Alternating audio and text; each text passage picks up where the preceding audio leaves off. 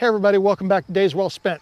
So today we're going to talk about something that we started doing last fall, which is cover cropping areas for multi-purposes. One of the big reasons we did it was because we have a lot of Johnson grass, and that stuff, it's just near impossible to get rid of. The other thing is we wanted to start feeding the soil into potential future growing areas. And we wanted to do that with cover cropping.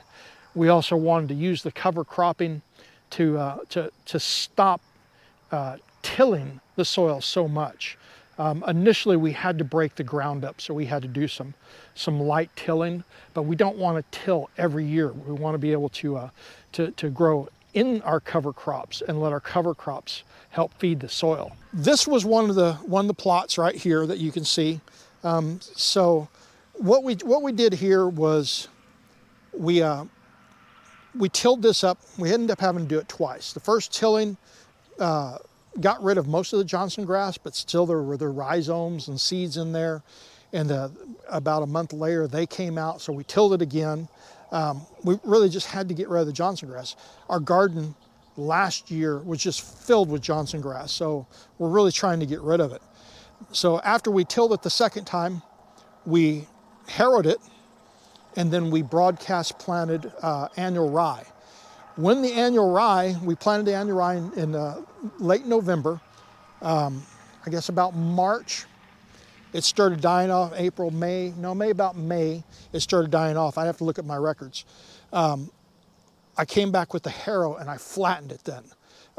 And what it did was it made this beautiful mat, like you can see right here.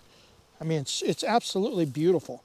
Then what we did was I planted buckwheat. I've just broadcast planted buckwheat in that in late June, and now the buckwheat's growing out of this. I didn't do anything else, just broadcast planted buckwheat. So this gives us a nice mat as we now don't have to till. We hope we don't have to till to be able to plant directly in. So let's go over here and look at some of the results of the direct planting into this that we were able to accomplish. So as you can see, we kind of moved over to a different area. Right over here kind of beside me, these are pumpkins.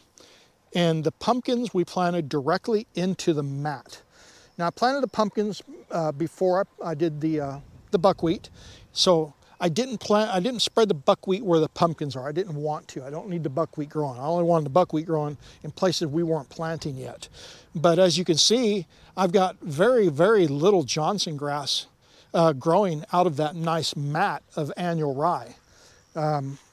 Panning over here, you can see a little bit of Johnson grass coming out in different areas.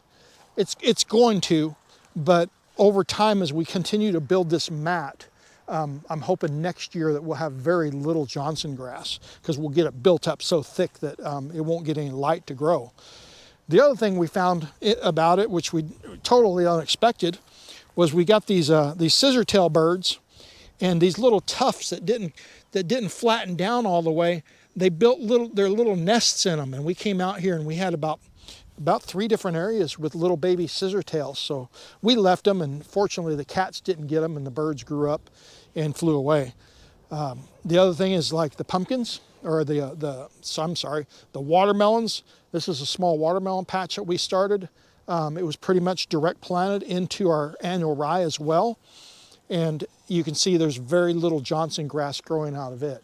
So this area that we've shown you was a super successful, test plot for our beginning to use cover crops and get away from as much tilling as we used to do or most people do. We're hoping that we can get to the point where it's very little to no till, which is our goal.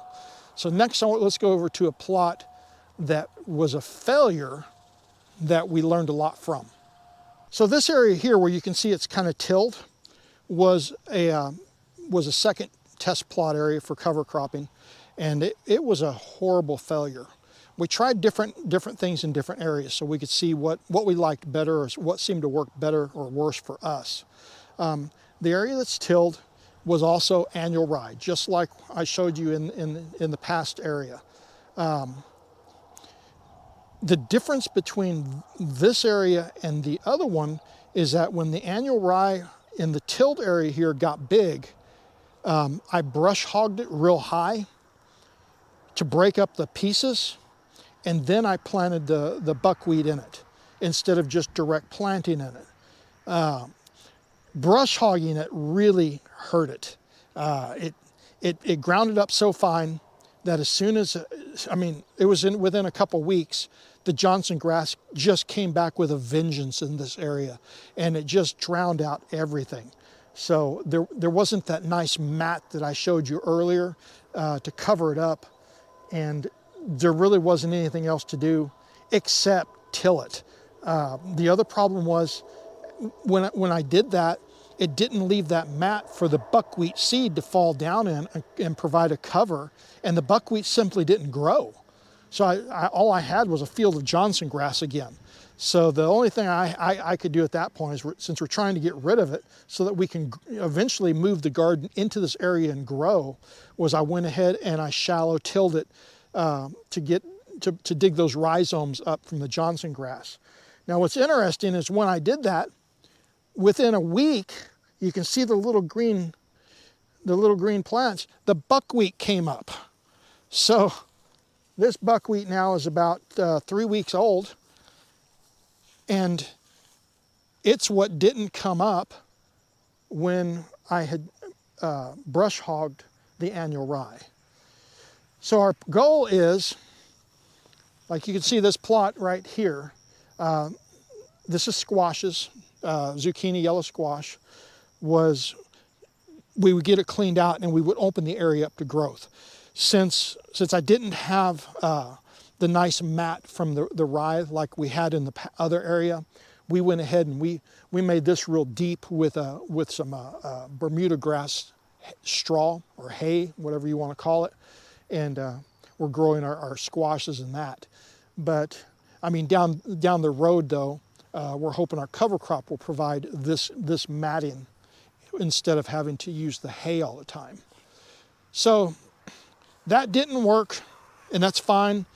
So next year, we're going to come back into this area like we did before, but we're going to use cereal rye next year. And with that, we're going to go to the third area that we did and talk about what we did over there. This was our third test area. So the difference between this area and the other ones is here we use cereal rye instead of annual rye. What we were hoping, and I think it's going to work just fine, is that the cereal rye, instead of annual rye, makes these seed pods, and we let them go dry out completely, and then we're hoping this will just grow on its own and we won't have to reseed this area next year. As you can see though, we do have a fair amount of Johnson grass in it.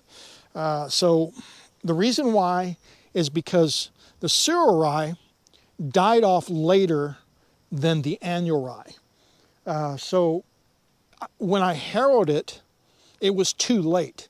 I didn't get that mat down to block out the Johnson grass like I did with the annual rye, and it grew up.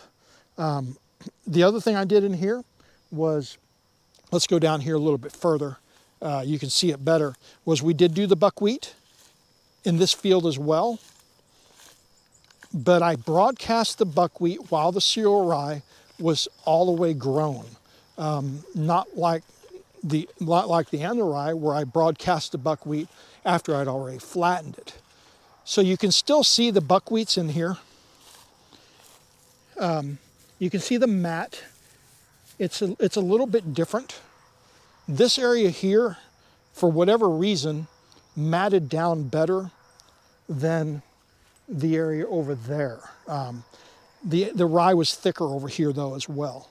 So I think what we're going to do is it worked pretty good, is that we're going to let the buckwheat grow, and then this next season, this entire area we're not even going to reseed because we already have the cereal rye in here, and then we'll reseed the other areas with more seed using the cereal rye instead of the annual rye. That way it'll reseed itself, and I don't have to keep buying seed every year for our cover crops, or at least part of our cover crops. The other thing is I'll mat this down sooner, and I'll do it before I plant the buckwheat, so the buckwheat it didn't get pushed out completely, but it didn't seem to grow as well, and it didn't spread as well with the broadcast spreader, because when the grass is this high and the spreader's below it, it can't spread out really good like you can without any kind of obstructions. It still came out pretty good though.